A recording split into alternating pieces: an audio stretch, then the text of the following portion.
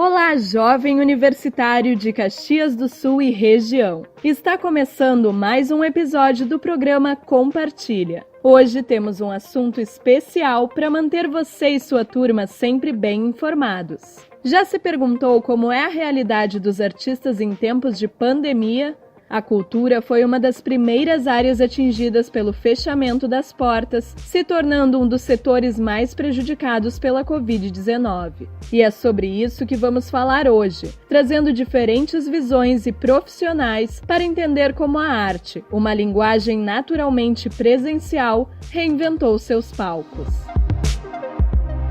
Em todo o país, mais de 5 milhões de profissionais trabalham no setor cultural, conforme os dados divulgados pelo IBGE em 2018. Destes, cerca de 44% não possuem renda fixa ou carteira de trabalho assinada, o que deixou boa parte completamente sem remuneração durante a pandemia. Para termos uma ideia econômica, o setor cultural movimenta no Brasil cerca de 170 bilhões de reais por ano, de acordo com o extinto Ministério da Cultura. No nosso estado, pelo menos 4% do PIB de 2019 só existiu graças ao potencial criativo dos artistas. Diante de tudo isso, o setor precisou passar por adaptações e encontrar nas tecnologias disponíveis novos meios de continuar trabalhando para garantir seu sustento. Mas quais foram essas mudanças? E como os agentes culturais enxergam cada uma delas?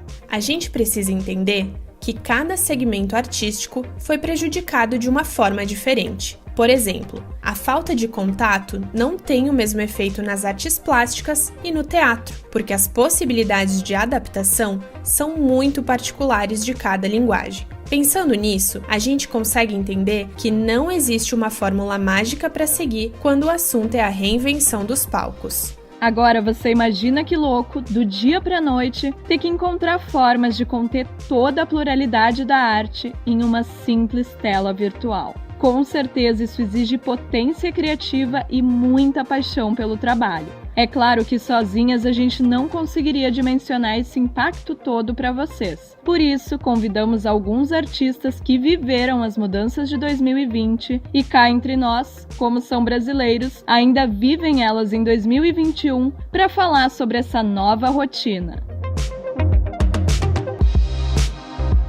Vamos começar pela arte que é símbolo de movimento e contato físico. Nossa primeira convidada para esse bate-papo é a Aline Todeschini, professora e bailarina de dança oriental e folclore árabe em Bento Gonçalves. A Aline trabalha no ramo há 10 anos e praticamente do dia para a noite precisou fechar sua escola.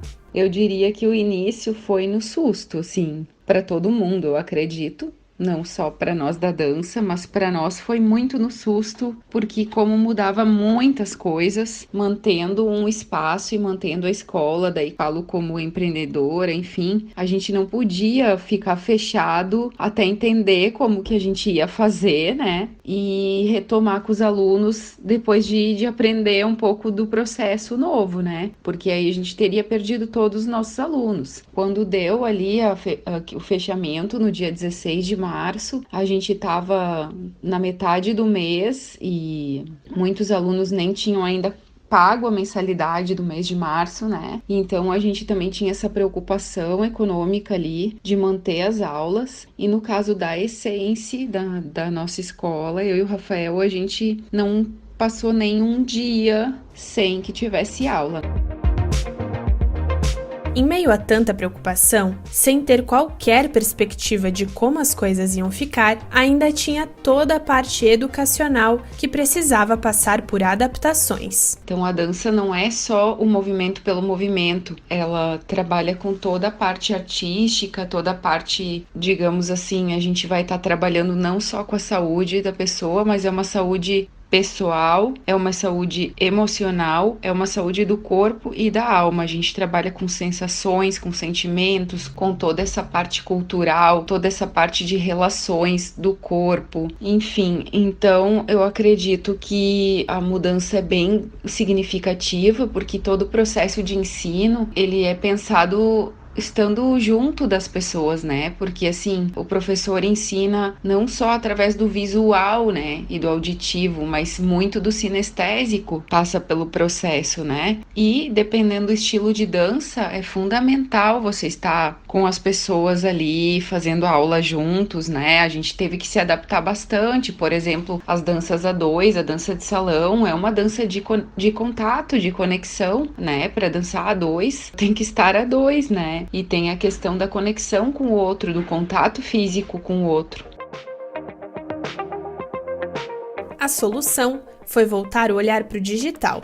Como a Aline contou, parar as atividades da escola não era uma opção. Então, ela arregaçou as mangas e logo percebeu que as plataformas digitais eram a solução do problema. Mas como adaptar aulas tão dinâmicas para o formato virtual, sem nem poder contar com plataformas de videochamada específicas para a prática da dança? Como ajustar os movimentos para os alunos entenderem qual lado do corpo deviam mexer sem ter o recurso do espelho na frente da sala? Acreditem ou não, ele faz toda a diferença. Enfim, foram muitas mudanças. Essa parte de trabalho online, ela já é uma prática que alguns professores já vinham adotando, eu já estava fazendo alguns cursos nesse formato, só que é diferente quando o aluno tem experiência. Quando o aluno já tem um corpo desenvolvido, uma consciência corporal desenvolvida para o movimento, e aí ele fazer um curso dentro daquela área específica, ele compreende, né? Porque ele já tem a vivência pessoal. Agora, para os alunos que estão no começo, aluno iniciante, é muito mais difícil, né? Porque a pessoa a gente ainda tem que desenvolver todo esse contato, essa conexão da pessoa com o próprio corpo. E é realmente bem mais complicado fazer esse trabalho de forma remota, sabe?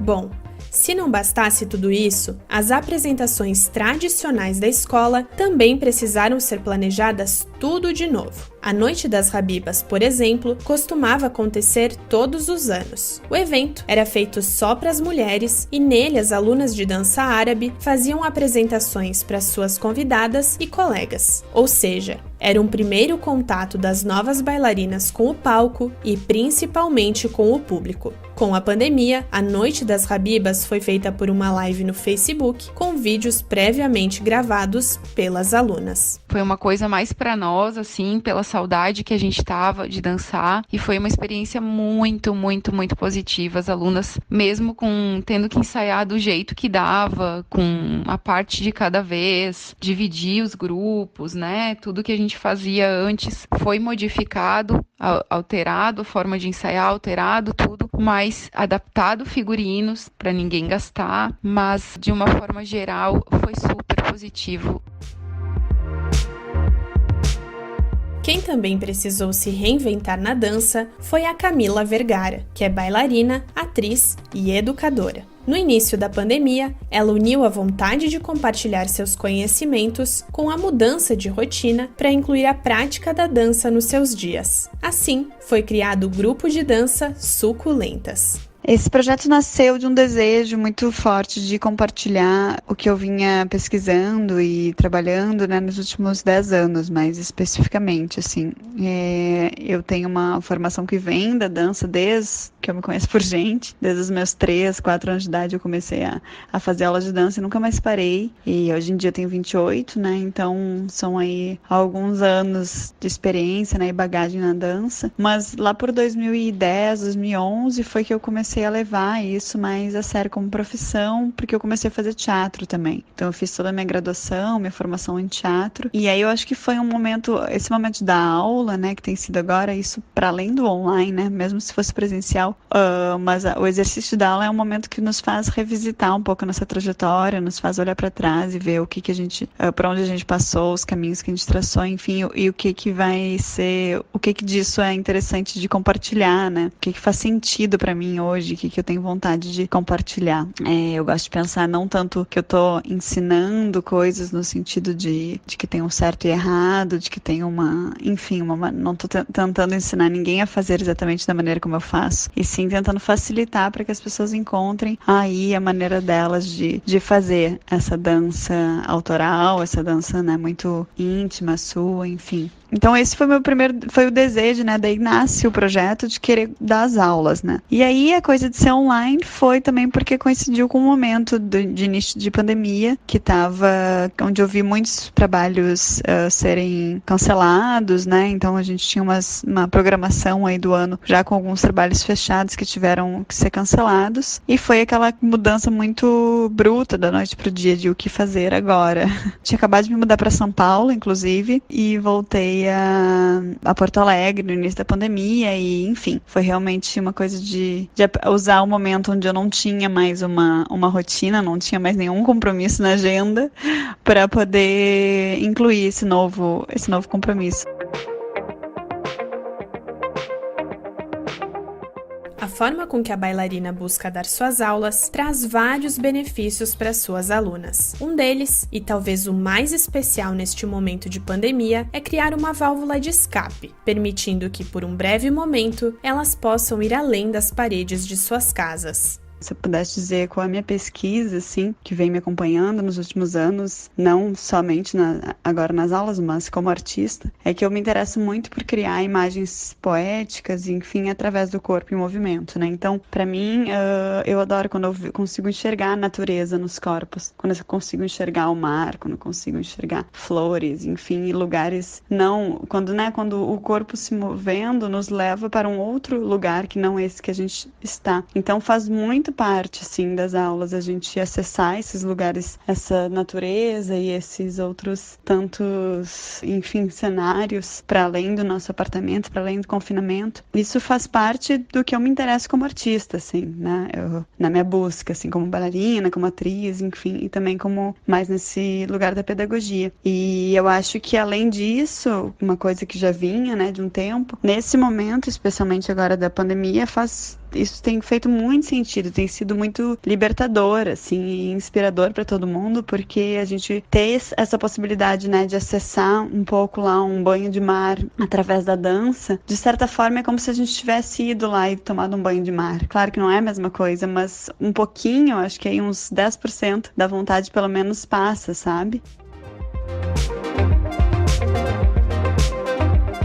Apesar das diferenças e dificuldades que o online apresenta, as aulas feitas dessa forma se espalham pela rede e podem chegar a lugares bem mais distantes. Eu tenho alunas desde aqui de Porto Alegre, que é a minha cidade, alunas do interior do estado, de outros estados do Brasil, de São Paulo, do Rio de Janeiro, já tive de Brasília, e tenho alunas que estão fora do país, brasileiras que moram fora do país especialmente. E eu acho que essas brasileiras que moram fora e brasileiros estão fazendo muito também, se conectando com as pessoas aqui do Brasil, assim, através dessas aulas, né? Eu tenho algumas alunas que relatam um pouco isso, assim, que fazer as aulas online com professores brasileiros ou com colegas brasileiros tem sido uma maneira também de matar um pouco a saudade do Brasil, de se conectar mais com o Brasil, que coisa que se não fosse isso, né, na vida pré-pandêmica, quando isso não existia, isso não tinha como acontecer. A essência do teatro está no retorno da plateia, com risos, lágrimas, interações e, é claro, muitas palmas. Tudo isso acontece durante a própria apresentação e de forma bem dinâmica. Não tem problema nenhum dar boas gargalhadas durante a fala do ator em uma peça de comédia, por exemplo. Mas como uma arte tão espontânea pode acontecer virtualmente? Quem conta pra nós é a Zica Stockmans, diretora do Espaço Cultural Tem Gente Teatrando. No dia 16 de março de 2020, eu saí da Tem Gente Teatrando num dia que aparentemente normal, a gente já estava ouvindo sobre a pandemia e tal, mas eu saí daqui para ir para uma aula lá na UX, fim de tarde, e cheguei em casa depois da aula e já tinha sido tomada a decisão de que não voltaríamos para o trabalho presencial. Foi um choque imenso, precisei de 2 ou 3 dias para assimilar como isso seria, porque não cabia na minha mente, em função de toda a prática de uma vida, né, de trabalho presencial, não cabia como é que isso ia acontecer sem que fosse o fim da atividade da Tem Gente Teatrando. Mas, como a gente tem um treinamento forte nesse sentido de adaptação, em função deste trabalho artístico, não só por somos criativos, mas também pelas dificuldades que a própria profissão impõe desde sempre, né, em termos econômicos, em termos de espaço como profissão reconhecida, a gente realmente tem um poder de adaptação bastante grande. E aí começamos a pensar através de chamadas de vídeo, fazendo reuniões com a equipe e tal. E começamos a realinhar o nosso trabalho.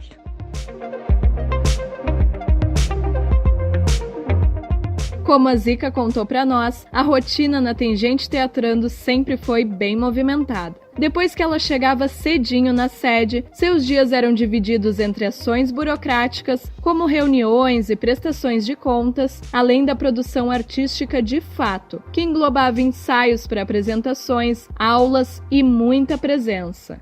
Até hoje, né, já 1 ano e pouco depois desse dia fatídico, nunca mais voltou. Vou chamar de normal, né, mas a gente não teve mais atividades presenciais que não com fortes restrições. Depois vou falar um pouquinho sobre o curso profissionalizante, que a gente acabou até fazendo aulas individuais, mas aquelas atividades conforme se fazia com plateia ou com turmas de alunos, não tivemos mais. Ficou curioso para saber como rolou o curso profissionalizante que a nossa convidada falou? O formato online impôs vários desafios, tanto aos professores quanto aos estudantes da Tangente, que precisaram se unir, mesmo longe, para encontrar alternativas nesse cenário e continuar se dedicando à arte. Acompanhe!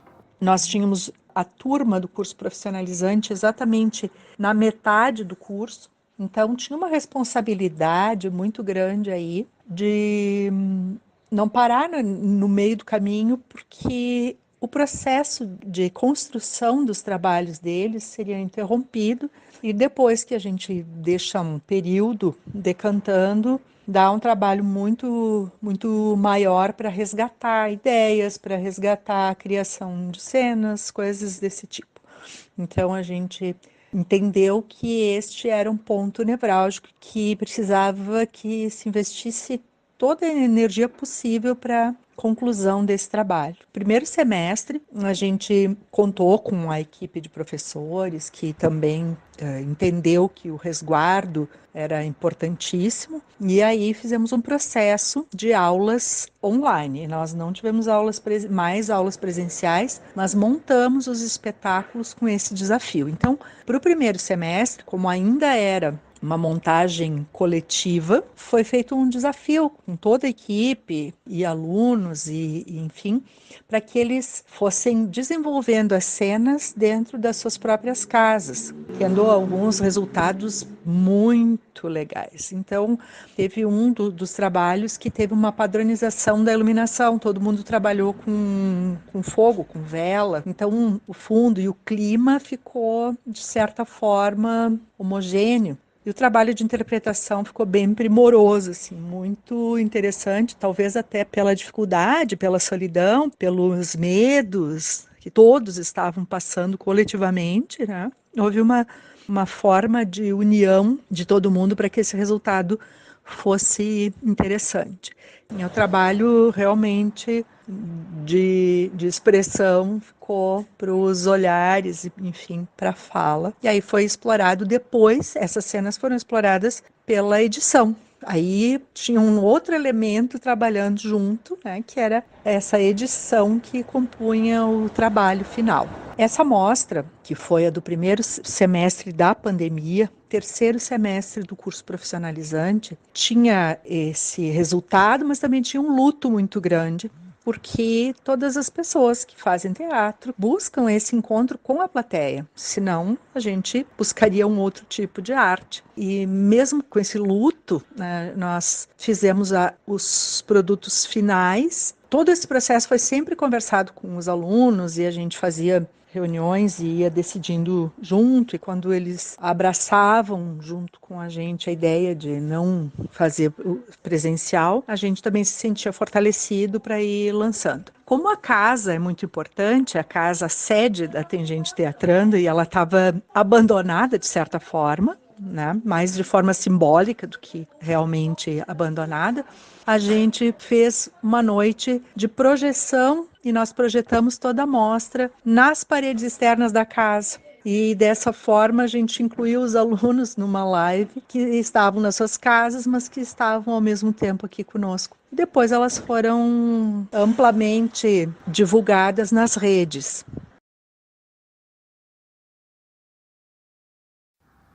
Depois dessa apresentação inédita nas paredes da Tangente Teatrando, os estudantes do curso profissionalizante se preparavam para o último semestre da formação, um momento decisivo em suas carreiras como futuros atores e atrizes. Dessa vez, a dinâmica foi bem diferente e ainda mais desafiadora para todos. Essa formação é preciso que os alunos deem conta de um monólogo autoral que traga questões que são importantes para cada um.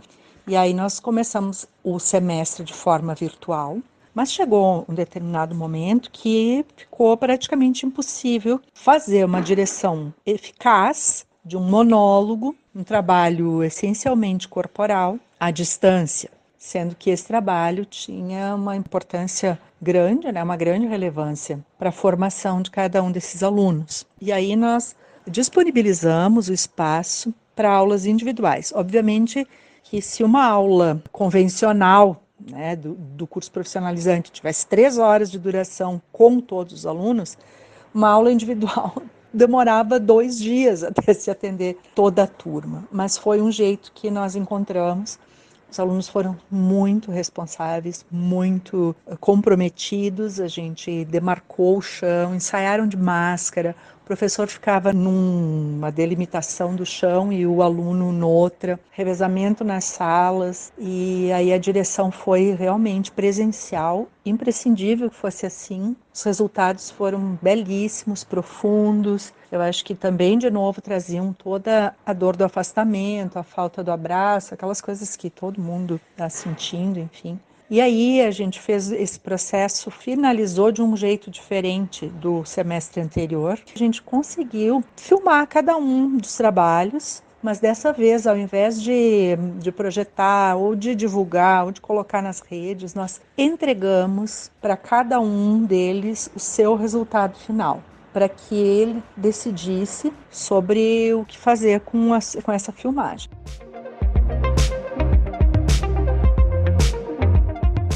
Aí você vai me perguntar o motivo. Bom, todos ainda compartilham a esperança de dar vida ao resultado final nos palcos da Tangente Teatrando para uma calorosa plateia presencial, que é onde a força do teatro incide, na presença. E é justamente esse elemento vital que traz saudade para os dias de Zika desde o ano passado. Fica um pano de fundo, assim, de uma certa melancolia. Eu não estava sabendo muito nomear esse sentimento, mas fui me dando conta nos últimos tempos que o nome desse sentimento é saudade. É uma saudade aguda, ela é uma saudade generalizada, mas se eu for dar nome para ela bem nesse momento, é saudade mais do que entrar em cena, do que dirigir espetáculo. Eu tenho saudade de trocar com os alunos na hora do café, de brincar, de tocar aquele sino que era hora de entrar para a aula e que era uma piada interna, de ver gente chegando, rindo, trocas desse tipo, que eu sei que é uma saudade que todo mundo tem, de abraçar, enfim, dessas coisas, mas aqui eu acho que ela acaba ficando até tendo uma outra cara, porque além da vida pessoal, tem essa vida profissional, que fica saudosa e carente dessas trocas, e que, na verdade, ela está em stand-by. A gente faz algumas coisas, a gente grava, filma, faz uma live aqui e ali, mas de verdade mesmo, o teatro não tem mais acontecido desde março de 2020. Nós não temos vivido ele. Por isso, então, essa saudade realmente é bem doída. Estamos aí pela vacina para todos, né? Para todas, para todos, e sempre com um pouquinho de esperança aí de que a gente possa retomar a essência do nosso trabalho, que é mostrar as coisas produzidas para uma plateia, seja ela qual for e do tamanho que tiver. Diante de tantas mudanças, o impacto logo foi sentido pelo setor. Segundo dados do Fórum Nacional de Secretários e Dirigentes Estaduais de Cultura, 42% dos artistas brasileiros tiveram suas rendas comprometidas de forma integral pela pandemia. O levantamento foi divulgado em junho do ano passado. Para tentar ajudar essa galera toda, foi criada a Lei Aldir Blanc.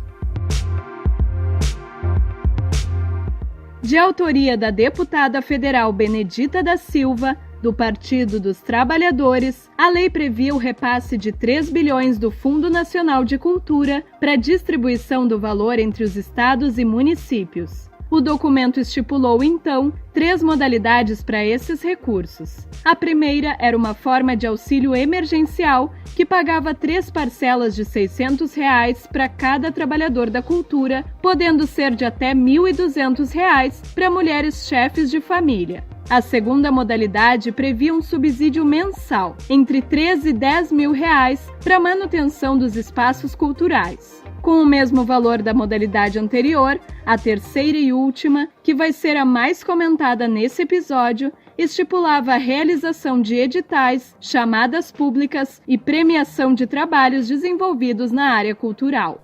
Cecília Posa, ex-presidente do Conselho Municipal de Cultura de Caxias do Sul e atual diretora de Cultura e Educação da Câmara de Indústria, Comércio e Serviço, a SIC, vê a lei com bons olhos e ressalta sua importância para a classe cultural diante de tantas dificuldades. Contudo, tem suas ressalvas com a forma que as coisas foram feitas. A Aldir Blanc não foi emergencial, porque ela não tratou dessa pauta emergencialmente. Quando ela chegou aqui na ponta, aqui nos municípios, ela já veio atrasada. Todo mundo já estava com parte da cabeça já dentro da água, né? Então quase todo mundo afogado. Mas o que eu coloco não é o quanto, mas é quando. Porque talvez aquele recurso que chegou atrasado, se tivesse chegado lá no início, ele teria sim dado oportunidade de se criar novas oportunidades com o recurso recebido. É isso que precisa ter em mente, que a lei ela veio justamente para isso, para dar um respiro maior, para que as pessoas pudessem de fato criar novas oportunidades, não parar com os seus trabalhos e com isso, quando tu não para, tu consegue gerar novas oportunidades, mas esse vácuo que ficou, essa demora na liberação, essa demora nas análises, elas acabaram forçando a que as pessoas dessa classe, elas inclusive saíssem do mercado. E agora, buscar um retorno ao mercado é uma coisa muito difícil.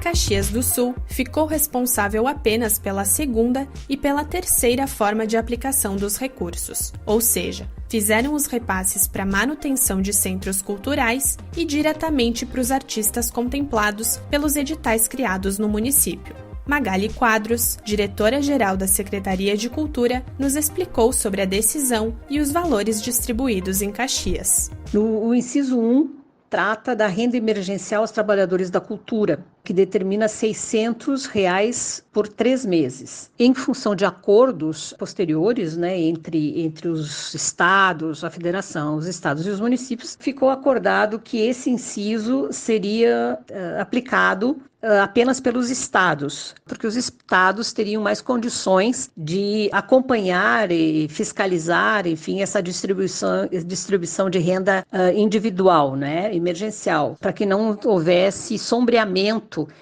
na aplicação destes recursos, ou seja, que o município e o estado viessem, porventura, a beneficiar duplamente algum trabalhador da cultura. Então, esse inciso ficou apenas com o Estado, além dos outros incisos também realizados pelos estados. Os municípios, então, ficaram com o inciso 2 e o 3. No 2, o inciso 2 trata do auxílio para manutenção de espaços, empresas e equipamentos culturais. Caxias teve para aplicação nesse inciso R$ 2.040.000. editais. O inciso 3º trata de abertura de editais, chamadas públicas, prêmios e aquisição de ativos. Na lei está determinado que este inciso deve ter pelo menos 20%, né? Cada município deve ter pelo menos 20% aplicado neste inciso. Caxias do Sul aplicou R$1.078.000 neste inciso 3º. Fábio Coelho, ator, professor e diretor de teatro, foi um dos contemplados na Lei Aldir Blanc, número 14.017, na chamada pública 186/2020, da Secretaria Municipal da Cultura de Caxias do Sul. Seu projeto, chamado Residência Artística Histórias Silenciosas, surgiu com a intenção de trabalhar a máscara expressiva como linguagem e desenvolver princípios da atuação de forma pedagógica, possibilitando autonomia para os atores criarem novos trabalhos de forma independente. Em relação à lei, ele traz alguns pontos negativos na sua execução que dificultaram a jornada dos artistas inscritos. Confira! Como uma lei emergencial, era para que os artistas ganhassem esse valor e sim desenvolvessem ou algum trabalho, ou alguma pesquisa, ou alguma apresentação. Porém, foi proposto uma criação, né? Os artistas tinham que desenvolver alguma criação, alguma atividade, e depois disso ainda entregar para o município contrapartidas, né? Como se o objeto oferecido e desenvolvido, né, já não fosse o suficiente. Isso ainda está numa questão de ser conversado com a Secretaria da Cultura de Caxias do Sul, onde ainda está sendo avaliado. Até o momento, todos os contemplados e contempladas irão, sim, desenvolver as contrapartidas. Outra coisa que foi importante e que não foi nada legal foi a questão de fazer com que todos os artistas fossem até a Secretaria Municipal da Cultura para entregar em envelopes toda a documentação exigida no edital.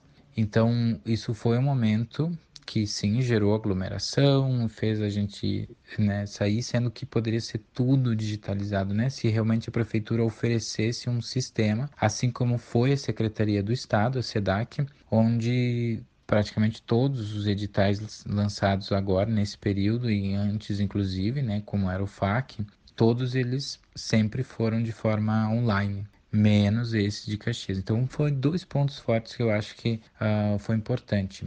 A terceira parte é, sim, uma grande demora da Secretaria da Cultura em se organizar para propor esse edital para a classe artística. A pandemia começou em março, o edital, de fato, foi sair em novembro e o dinheiro saiu em dezembro. Então, né, foram longos meses de espera.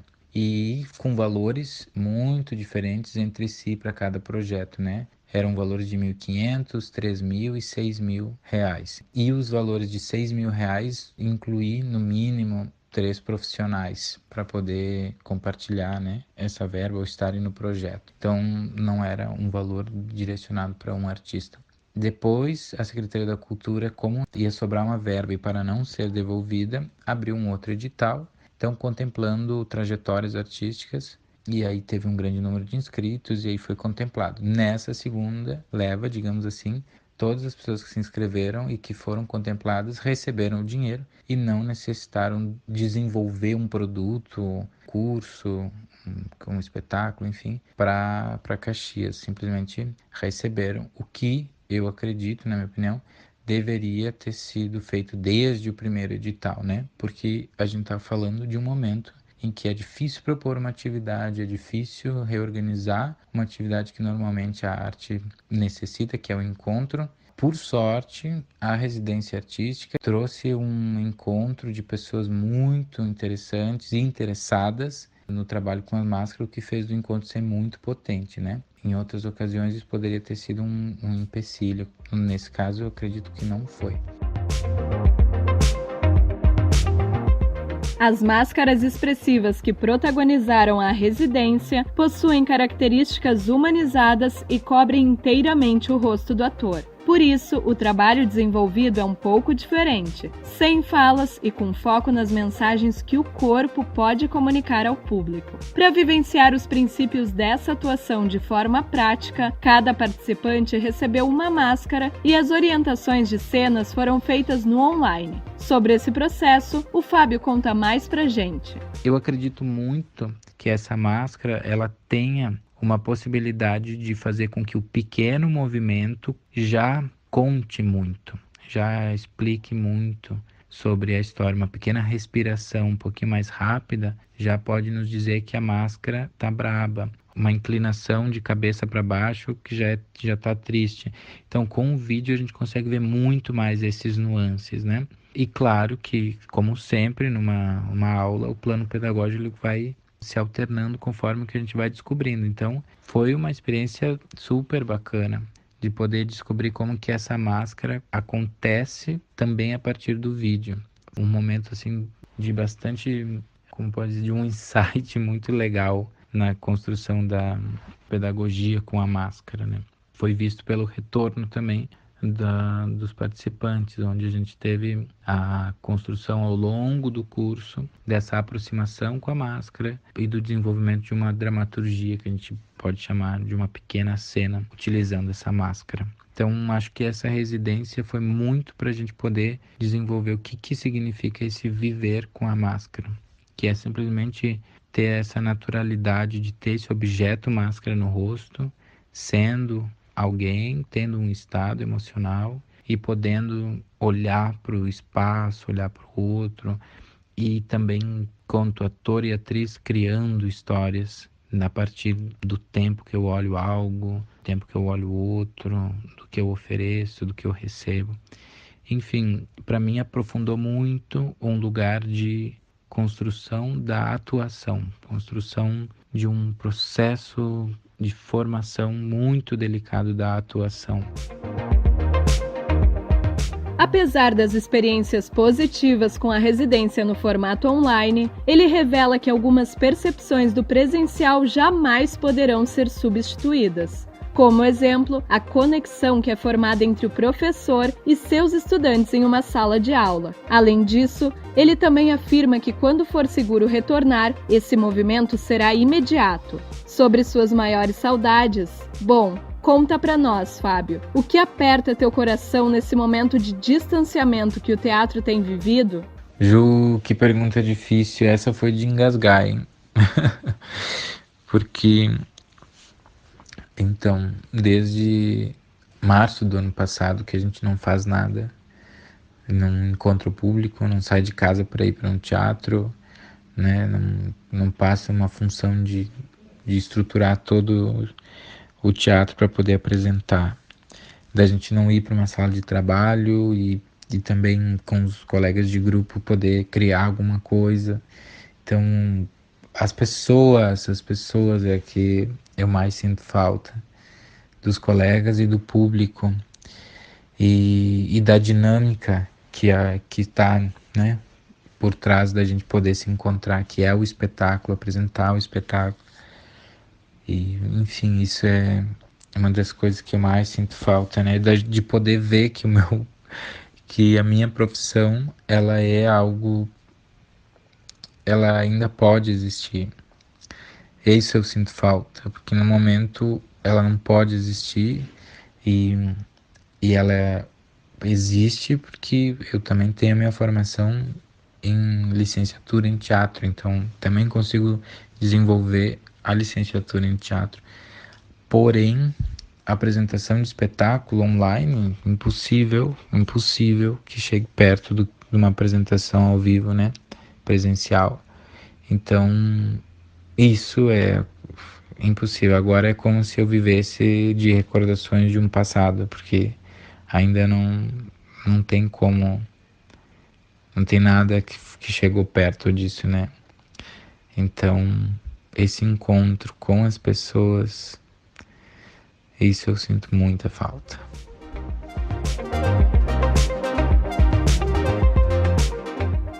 Bom, mas para fechar esse episódio com um pouquinho de esperança, queremos deixar alguns programas da Secretaria da Cultura de Caxias que terão seus editais lançados nas próximas semanas. O primeiro é o Financiarte, muito conhecido pela classe artística da cidade. Nesse ano, o recurso do programa foi ampliado para R$ 330 mil. O edital de 2021 do Financiarte deverá ser lançado ainda no primeiro semestre de 2021, com um teto de R$ 15 mil e por projeto, não é? Ele teve, então, do ano passado para este, ele teve um aumento também indicado pelo Legislativo e chegou a 180 mil. E este ano, então, a secretária Aline Zilli conseguiu acrescentar a este valor mais 150. Portanto, esse próximo edital terá um orçamento de 330 mil, então com um teto de 15 mil. Estamos satisfeitos porque podemos aumentar o número de projetos por área.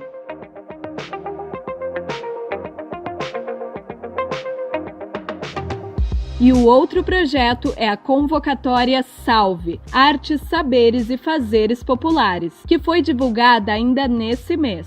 O objetivo do projeto é fomentar a cultura do município, auxiliando profissionais da área que tiveram suas rendas impactadas pela pandemia. De acordo com a Magali, que é diretora-geral da Secretaria, 75 iniciativas vão ser contempladas, totalizando um investimento de R$ 150 mil no setor. Por hoje é isso, pessoal, e nós já vamos ficando por aqui. Compartilha esse episódio com a tua turma e conta pra gente o que achou. Na próxima semana, a gente tá de volta com um episódio fresquinho pra vocês. Fica ligado no que vem aí!